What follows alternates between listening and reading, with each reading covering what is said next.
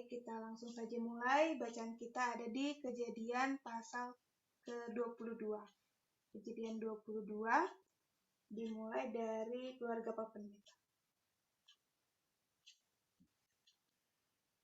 Suaranya Pak Pendeta.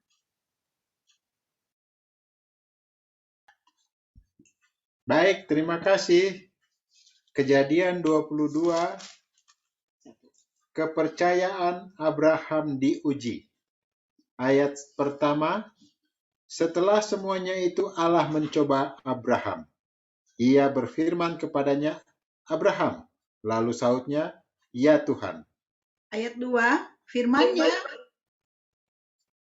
ambillah anakmu yang tunggal itu, yang engkau kasihi, yakni Ishak, pergilah ke tanah Moria, dan persembahkanlah dia di sana sebagai korban bakaran pada salah satu gunung yang akan kukatakan kepadamu. Lanjut.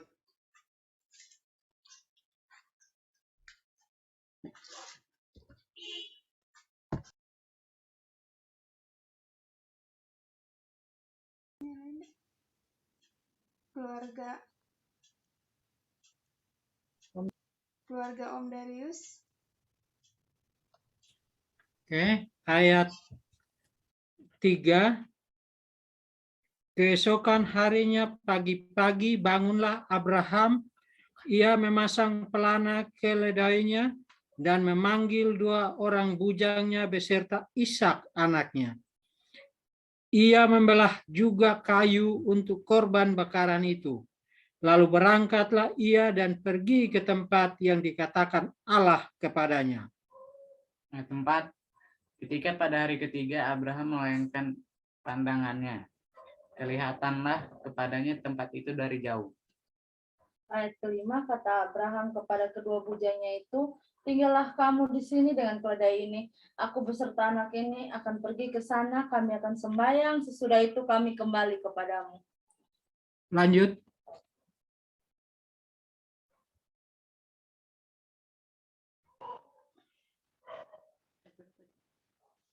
Ayat 6, lalu Abraham mengambil kayu untuk korban bakaran itu dan memikulkannya ke atas bahu Ishak anaknya, sedang di tangannya dibawanya api dan pisau. Demikianlah keduanya berjalan bersama-sama. Ayat 7, lalu berkatalah Ishak kepada Abraham ayahnya, Bapa. Kata Abraham, ya anakku. Bertanyalah ia, di sini sudah ada api dan kayu, tetapi di manakah anak domba untuk korban bakaran itu? Sahut Abraham, Allah akan menyediakan anak domba untuk korban bakaran baginya, anakku. Demikianlah keduanya berjalan bersama-sama. Lanjut.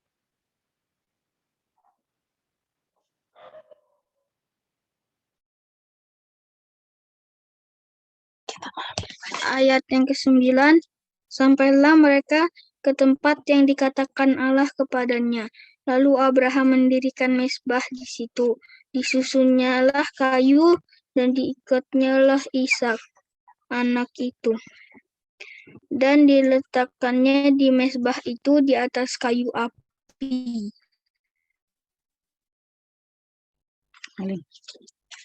Ayat 10, sesudah itu Abraham mengulurkan tangannya lalu mengambil pisau untuk menyembelih anaknya. Ayat 11, tetapi berserulah malaikat Tuhan dari langit kepadanya, Abraham, Abraham. Sahutnya, ya Tuhan.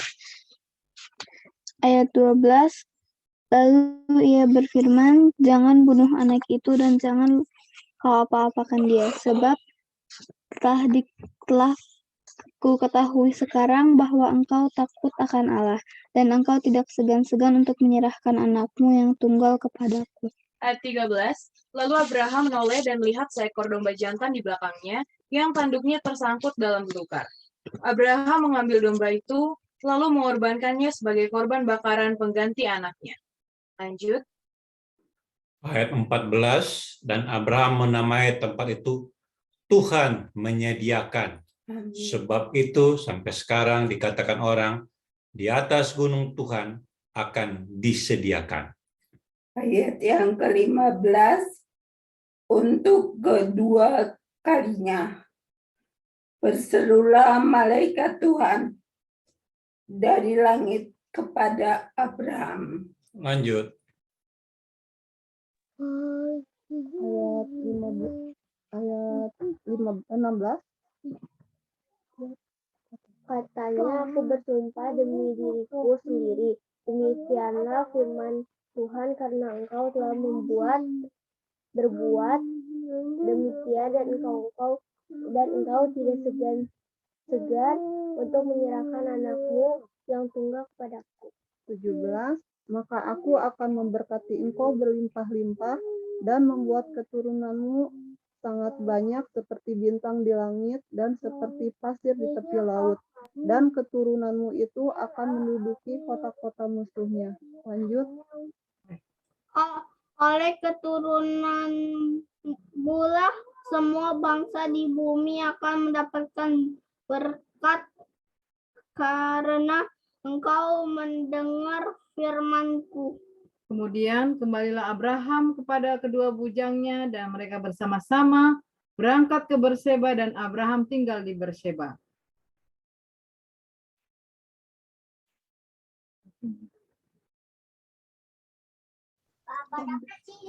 Papa Daven?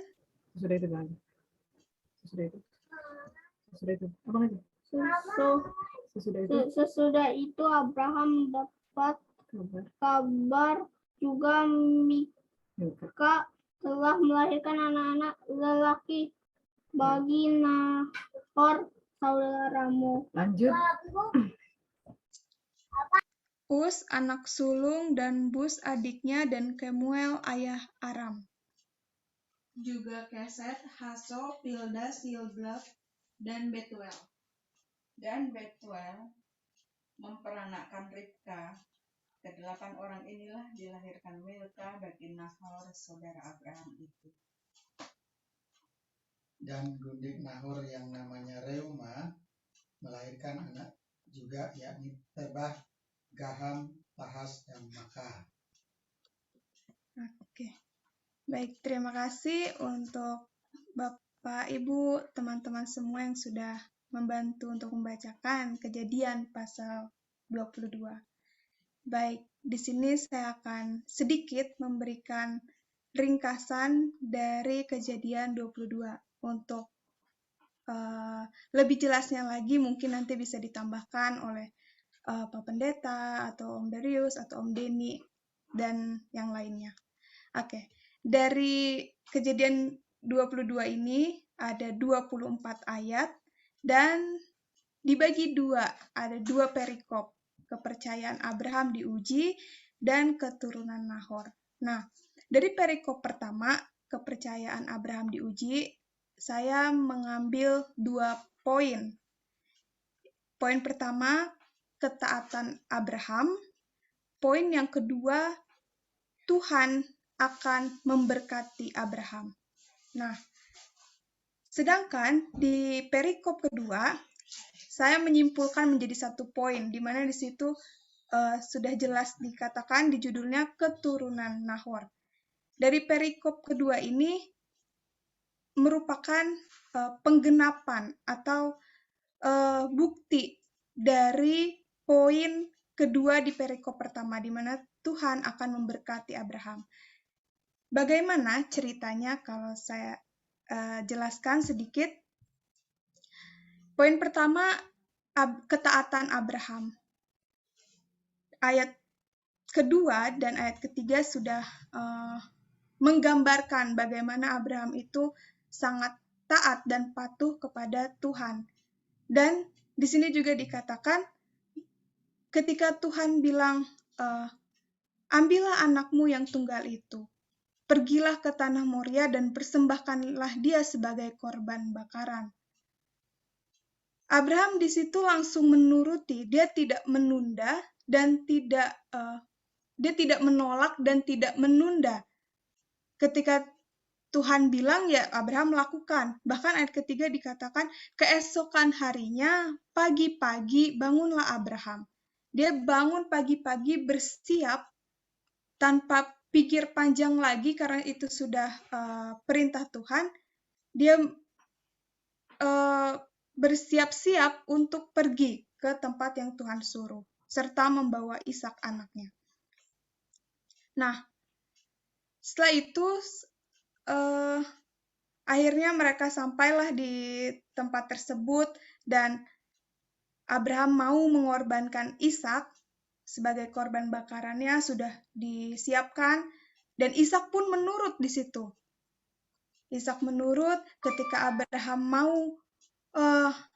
Abraham sudah mau mengorbankan Ishak, tapi kemudian Tuhan panggil Abraham dan Tuhan memberikan anak domba sebagai pengganti Ishak.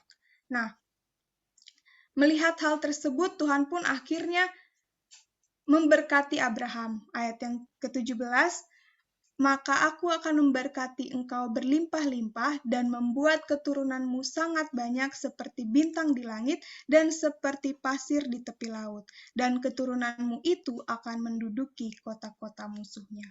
Nah, poin kedua tadi, Tuhan akan memberkati engkau. Kalau kita belajar kalimat bahasa Indonesia dan bahasa Inggris, ini masuk ke kalimat yang bentuknya future tense atau menceritakan kejadian yang akan datang, yang masa depan ya, seperti itu. Tuhan bilang, aku akan memberkati engkau. Karena itu baru mau dilakukan, masih akan. Dan akhirnya digenapilah di perikop ketiga. Di situ juga Abraham merasakan Tuhan itu baik. Ketika Abraham tahu dia hanya punya 2 anak, yaitu Ishak dan Ismail. Tapi Tuhan juga memberikan keturunan-keturunan melalui saudara-saudara Abraham, sehingga tepat yang di perikop kedua ini, bahwa Tuhan akan memberikan keturunanmu yang berlimpah-limpah, itu digenapi dengan sangat tepat. Jadi pelajaran yang mungkin saya pribadi ambil dan saya mau bagikan ke Bapak Ibu, teman-teman semua, ketika Tuhan sudah berbicara, maka itu akan dan pasti digenapi. Seperti yang sudah kita ketahui, janji-janji Tuhan begitu banyak, janji-janji yang Tuhan sudah berikan bagi umat-umatnya, dan itu pasti akan digenapi. Mungkin itu sedikit rangkuman yang dapat saya berikan. Kalau ada tambahan dari Pak Pendeta atau yang lainnya, boleh saya persilakan.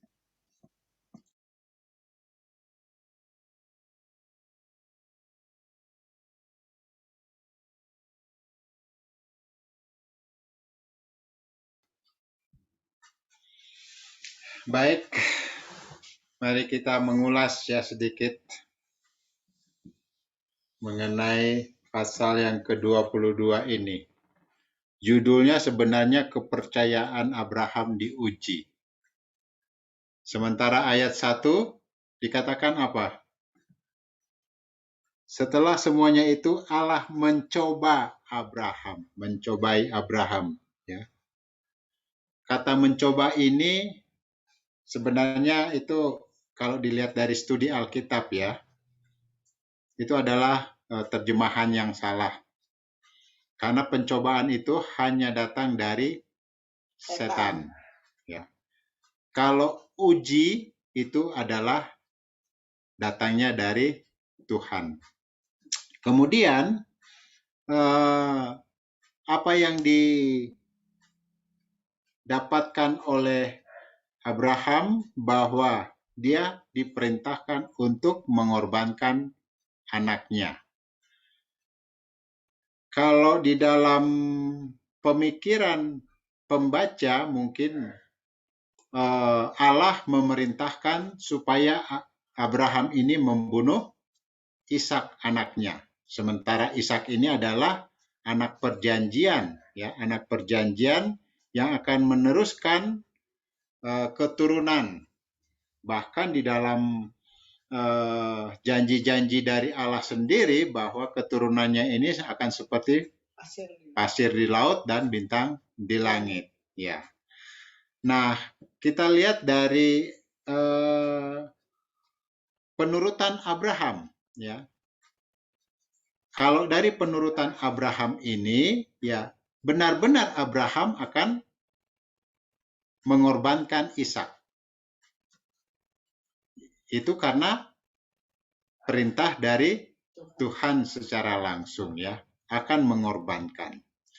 Nah, pelajarannya di sini adalah bagaimana penurutan Abraham ini, ya, dia memang benar-benar memiliki iman yang teguh.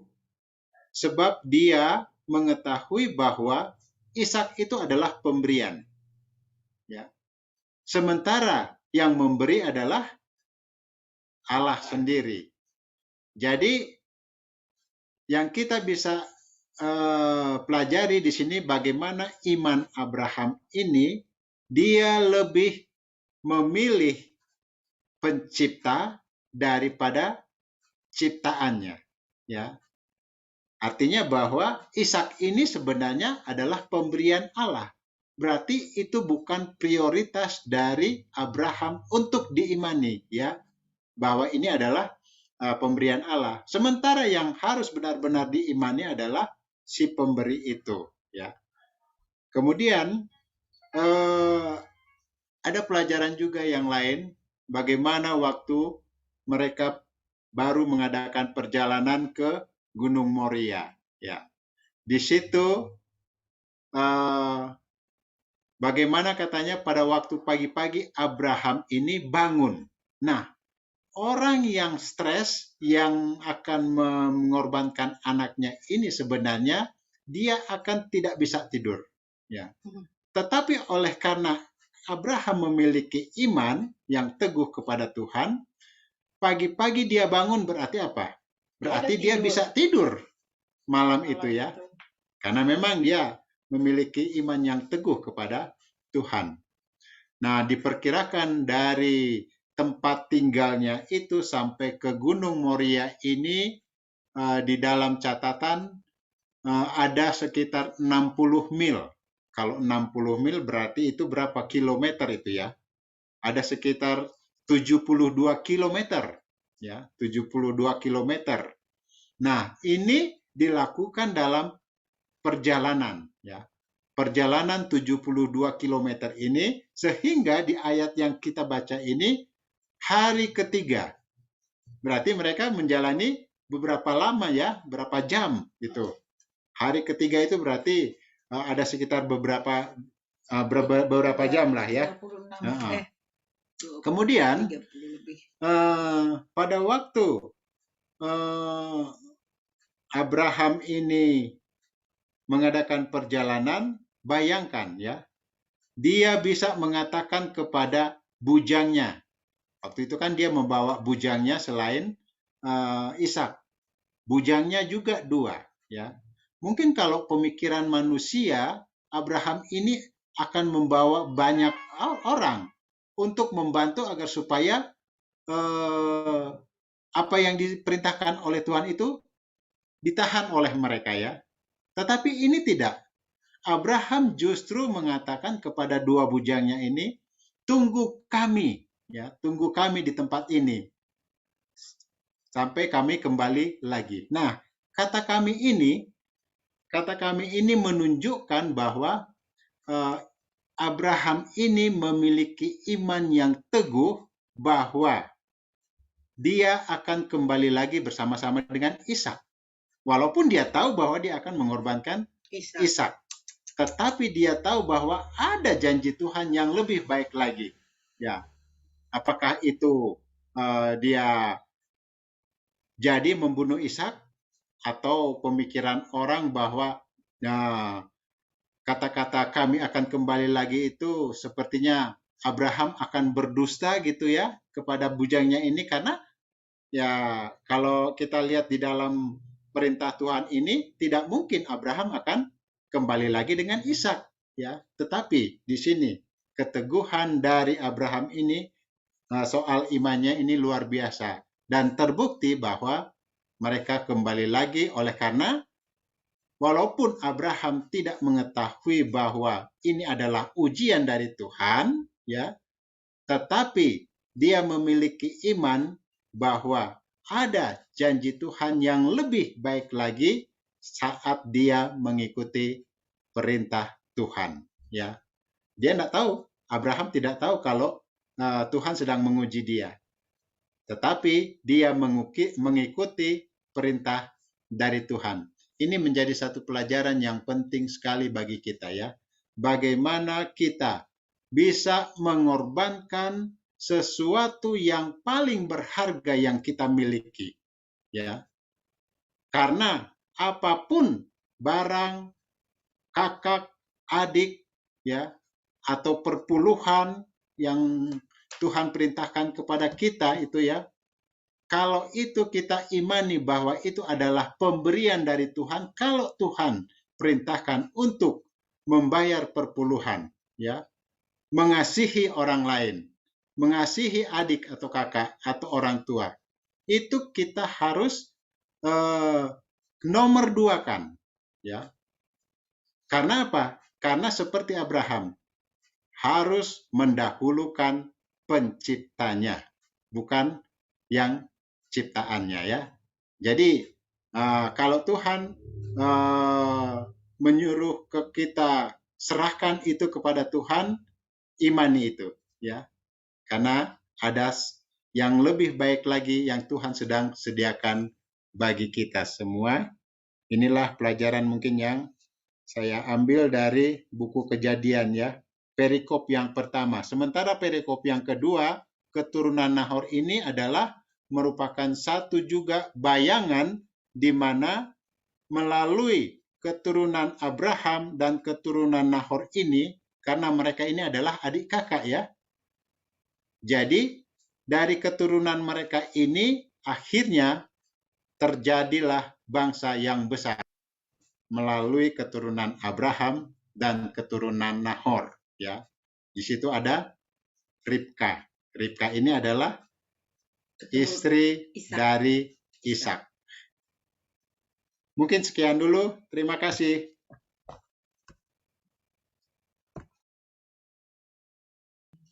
Terima kasih Pak Pendeta. Mungkin ada yang lain.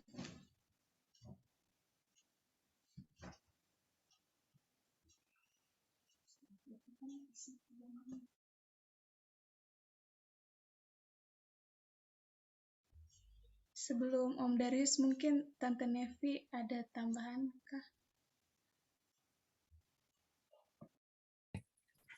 Ada tambahannya dari pelajaran yang kita pelajari di Kejadian 22.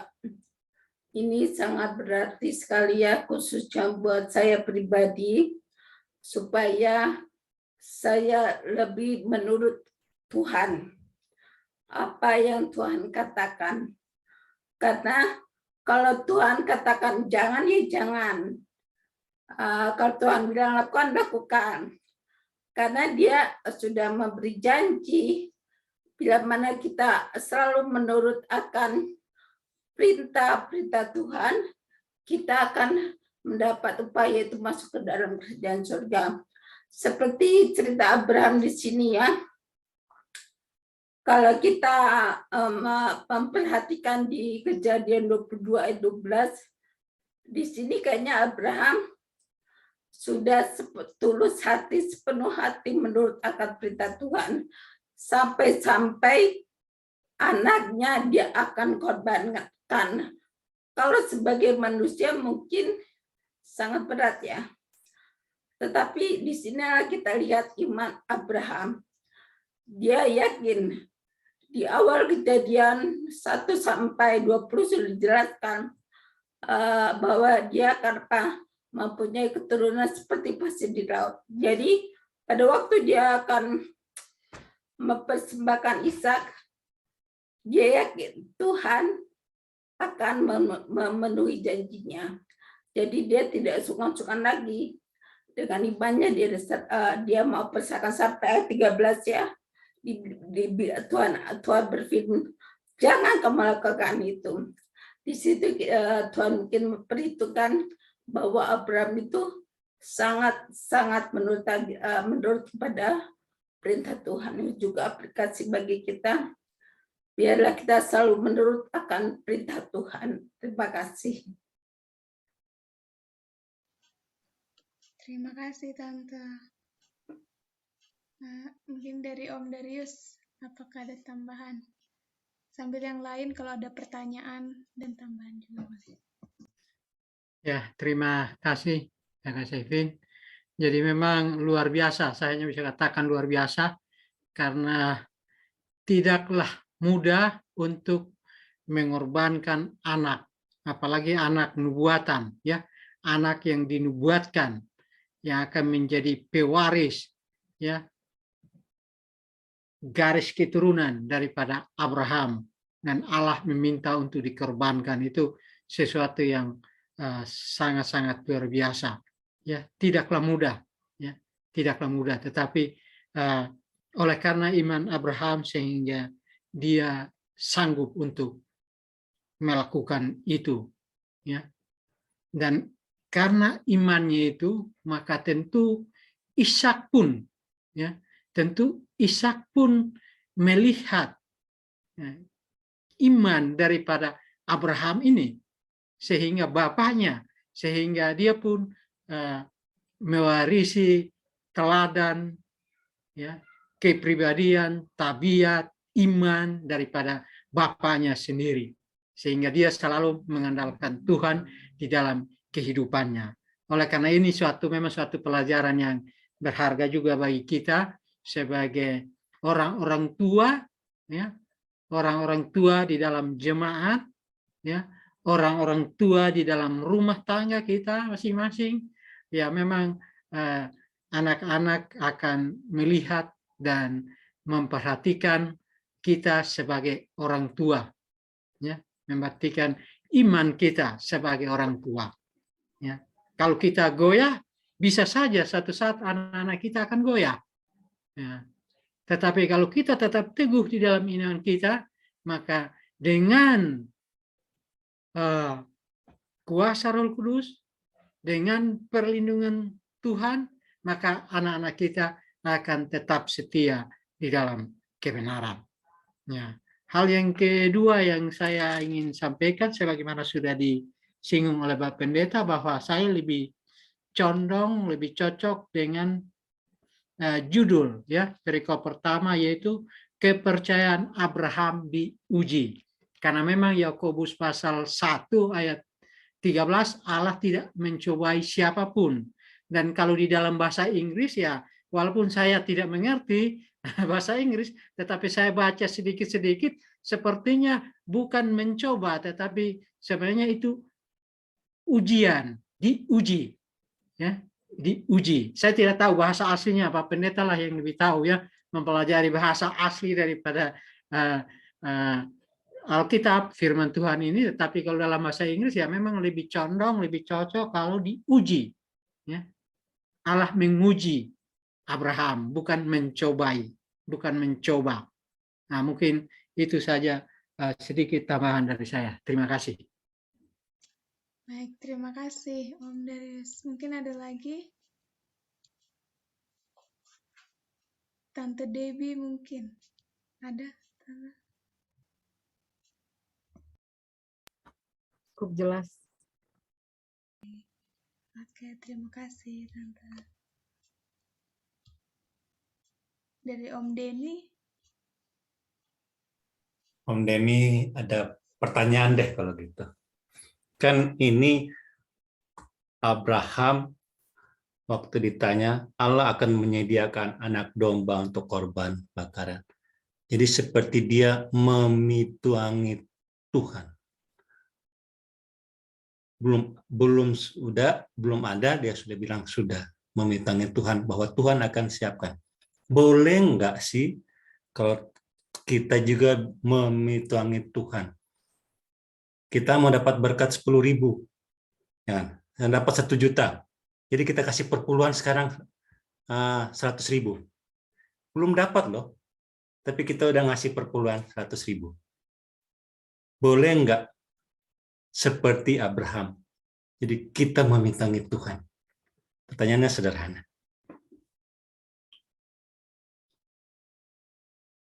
Oke, terima kasih Om Deni. Mungkin siapa deh? Om Deni sama Pak Pendeta udah senyum-senyum. Oke, langsung saja saya serahkan nih ke Om Darius atau Pak Pendeta untuk menjawab.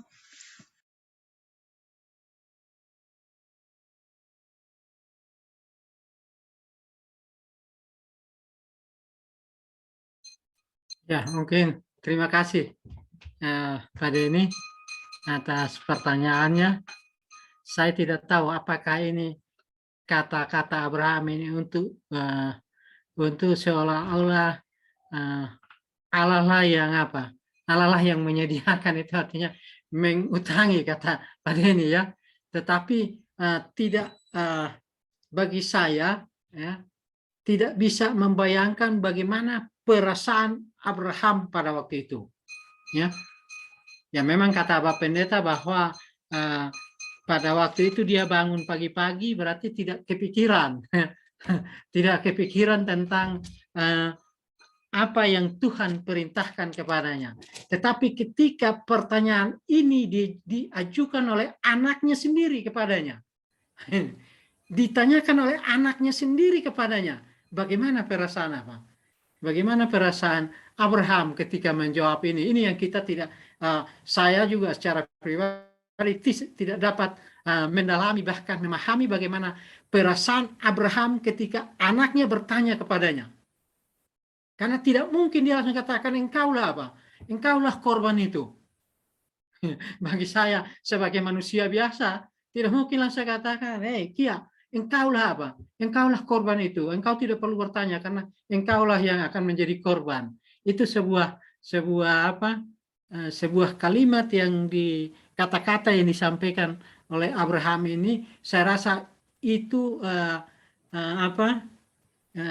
mewakili perasaan hatinya ya, sebagai seorang bapak yang akan mengorbankan anaknya ya. Tetapi kita tidak bisa memahami berapa dalamnya perasaan dia ketika pertanyaan itu ditujukan. Jadi saya juga tidak bisa mengatakan apakah ini seolah-olah Abraham menghutangi Tuhan, artinya sudah seolah-olah Tuhan sudah berhutang karena Abraham katakan Allah yang akan menyediakan. Tetapi yang saya garis bawahi di sini, bagaimana perasaan seorang bapak ketika anaknya bertanya tentang hal tersebut. Nah, mungkin itu saja Pak Denny. Terima kasih.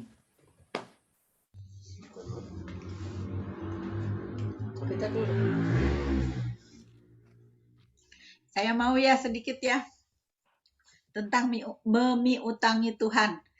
Memang di dalam Amsal 19 ayat 17 ada di situ ayat dibilang, siapa menaruh belas kasihan kepada orang yang lemah, memiutangi Tuhan yang akan membalas perbuatannya itu. Jadi kalau buat saya ya, apakah bisa kita bayar kasih perpuluhan, misalnya kita gajiannya tanggal 25, tanggal 20 kita udah tahu nih, oh gaji saya 1 juta, jadi saya mau kasih 100.000 perpuluhan. Pas kita punya uang belanja masih ada nih 100, supaya nanti tanggal 25 kita nggak usah potong lagi perpuluhan gitu ya. Jadi kita masuklah tanggal sekarang lah, kebetulan tanggal sekarang 20 pas hari Sabat, tanggal 25 bukan hari Sabat misalnya gitu ya.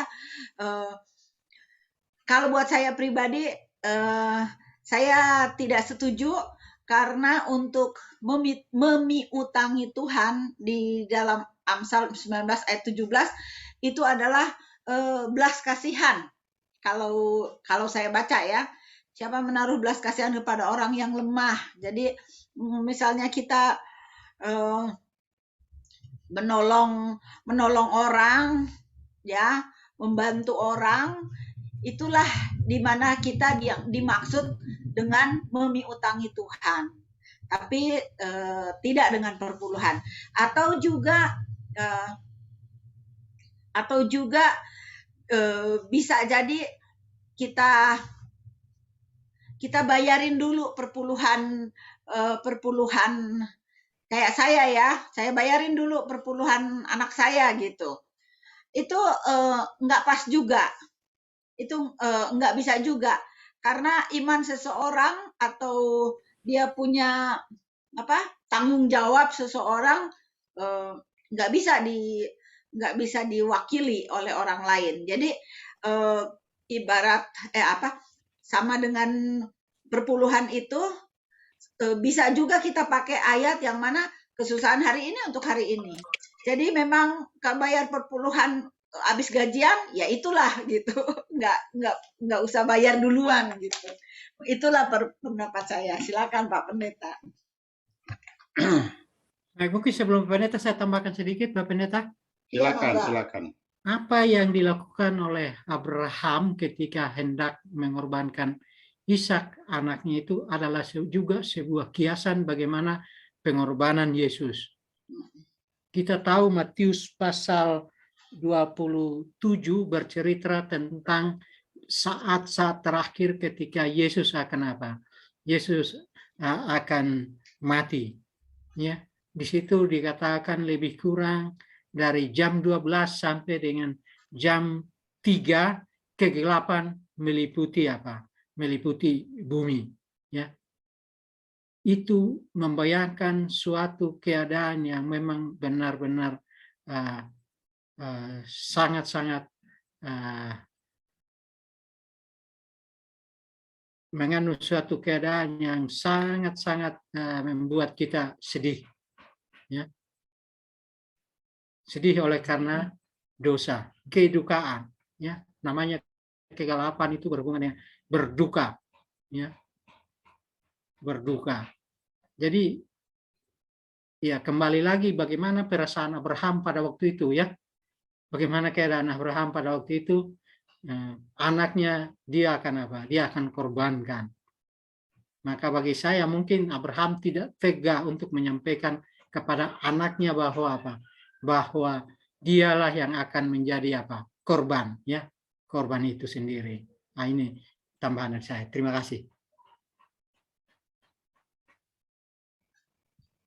Memang kalau secara manusia kita bisa banyak mendapatkan alasan atau kesimpulan-kesimpulan, ya. Tetapi mari kita lihat dari sisi iman Abraham. Ya. Kalau dilihat dari sisi iman Abraham, ya, apakah Abraham itu mengetahui bahwa Ishak kok nggak akan jadi korban kok, Allah akan menyediakan dombanya, ya. Jawaban dari Abraham adalah sesuai dengan imannya itu yang teguh kepada Allahnya, kepada Tuhan. Apakah itu pada waktu dikorbankan, apakah memang mati Ishak atau tidak jadi, kemudian ada korbannya, itu di luar pemikiran dari Abraham yang adalah benar-benar sebagai orang yang sepenuhnya menyerahkan kepada Tuhan segala sesuatunya. Dengan arti kata imannya memang tidak disertai dengan pengandaian yang seperti khotbahkan oleh pendeta-pendeta, mungkin oleh orang-orang lain, ya. Bagaimana perasaan Abraham itu begitu pada waktu dia berjalan. Ya, mungkin kalau kita lihat dari sisi kemanusiaan, Abraham akan jatuh pingsan pada waktu dia membawa kalau dilihat dari sisi kemanusiaannya, ya. Ya. Tetapi ini kita lihat dari sisi bagaimana keteguhan iman Abraham ini kepada Tuhannya. Nah, sesuai dengan pertanyaan dari Pak Denny tentang memiutangi Tuhan. Saya untuk jawaban yang pasti itu ini bukan inilah jawaban saya, ya. Mungkin banyak orang yang tidak akan pernah melakukan hal seperti itu, ya. Umpamanya kita dapat 1 juta, kemudian kita ini baru ancang-ancang dapat 1 juta sudah mendahulukan perpuluhan. Ya, saya tidak tahu. Tetapi mungkin juga ada orang yang seperti itu. Saya kasih contoh ya. Ini keluarganya dari Ibu Pendeta. Dia usahanya adalah dagang, ya. Kemudian setiap dia mengambil barang ya di Manado ini di daerah Manado ya, di Kota Mobagu, kemudian ambil barangnya di Manado. Pada saat dia datang ya, setelah dibawa barang-barangnya di Kota Mobagu ini, dia hitung per unit per item itu. Dia hitung, oh ini harganya waktu beli 50.000. Saya akan jual 55.000, berarti untungnya 5.000. Jadi semua ada berapa puluh item mungkin dihitung semuanya secara terperinci, kemudian dijumlahkan semuanya. Berapa keuntungannya? Nah, pada waktu dia memberikan perpuluhan, dia sudah lebih dahulu menyerahkan perpuluhannya itu sesuai dengan keuntungan yang per item itu yang sudah dijumlahkan. Itu memang saya tidak mengerti dengan cara berpikirnya itu ya, tetapi itulah yang dilakukan. Apakah itu memiutangi Tuhan atau tidak? Saya tidak mengerti apakah itu yang dimaksudkan oleh Pak Denny di sini. Tetapi untuk hal yang demikian memang seperti yang saya katakan tadi, bahwa ada juga orang yang seperti itu. Dan buktinya bahwa saudara dari Ibu Pendeta ini ya usahanya lancar sampai sekarang, malah usianya sekitar 75 tahun sekarang ini ya. Dia melakukan itu dari masih muda sudah melakukan itu. Masih umur 30-an sudah dilakukan. Sampai umur 75 tahun kurang lebih sekarang ini usaha mereka masih lancar ya, masih bagus lah. Dan maju saya lihat ya. Itu mungkin ya, saya tidak bisa memberikan jawaban secara pasti ya, seperti yang dipertanyakan oleh Pak Denny. Terima kasih. Oke, terima kasih Om Denis, Pak Pendeta, Bu Pendeta. Gimana respon dari Om Denny? Apakah sudah terjawab? Ada bendahara di belakang. Bendahara heula tuh. Pak Bendahara.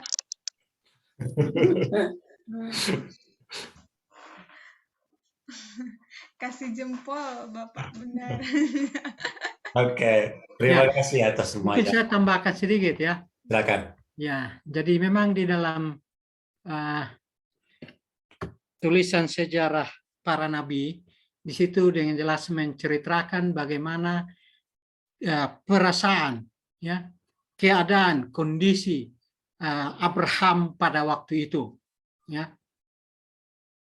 Dikatakan memang dia berduka, tetapi kembali lagi dia berdoa kepada Tuhan. Bahkan dikatakan di tengah malam itu dia keluar untuk menengadah ke langit dan berdoa kepada Tuhan. Jadi memang tidak bisa dipungkiri sebagai seorang manusia pasti memiliki perasaan seperti itu. Tetapi kembali lagi bahwa dia menyerahkan semuanya kepada kepada Tuhan. Ini luar biasa. Jadi ya, ini adalah mewakili kita juga sebagai umat manusia, ya. Apapun itu, ujian itu, kita harus kembali kepada Tuhan untuk memohon memohon bimbingan, memohon kekuatan, ya. Terlebih daripada itu, biarlah kiranya Roh Kudus yang akan menguatkan kita, sebagaimana Abraham ketika menerima berita itu, dia berduka, tetapi akhirnya dia keluar dan menengadah ke langit, memohon kepada Tuhan, dan dia pun dikuatkan. Dan itulah yang membuat dia terus melangkah, membawa Ishak untuk dikorbankan. Mungkin itu saja tambahan dari saya. Terima kasih. Baik, terima kasih Om Denis. Mungkin saya berikan lagi kesempatan bagi yang tidak menyalakan kameranya mungkin.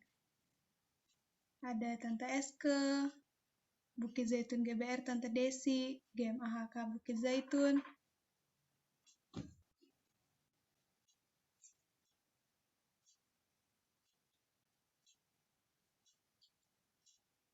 Kalau tidak ada, mungkin saya akan ambil kesimpulan dari diskusi tadi.